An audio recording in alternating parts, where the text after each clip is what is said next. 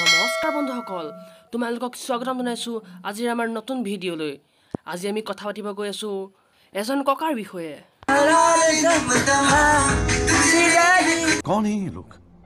এইজনে হৈছে সেই বিখ্যাত ককাজন যাৰ সৰুতে সপোন আছিল এজন চেলিব্ৰিটি হোৱা। চেলিব্ৰিটি না না না মতা মানুহ ন, চেলিব্ৰেটা হ'ব। যাৰ ইচ্ছা আছিল এজন চেলিব্ৰেটা হোৱাৰ।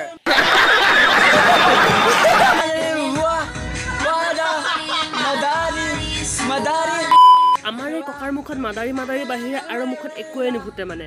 আৰে ককা, এই বয়সত আপুনি নামঘৰলৈ যাওক না, ঈশ্বৰ চিন্তা কৰক।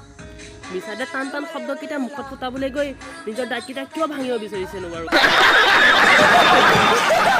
যদিহে আপোনালোকৰ এই ভিডিঅ'টো চাই ভাল লাগিল তেনেহ'লে লাইক কৰিব, কমেণ্ট কৰিব, শ্বেয়াৰ কৰিব আৰু ছাবস্ক্ৰাইব কৰি কাষত ওলোৱা বেল আইকনটো প্ৰেছ কৰি অল কৰি ল'বলৈ একদমেই নাপাহৰিব। ধন্যবাদ।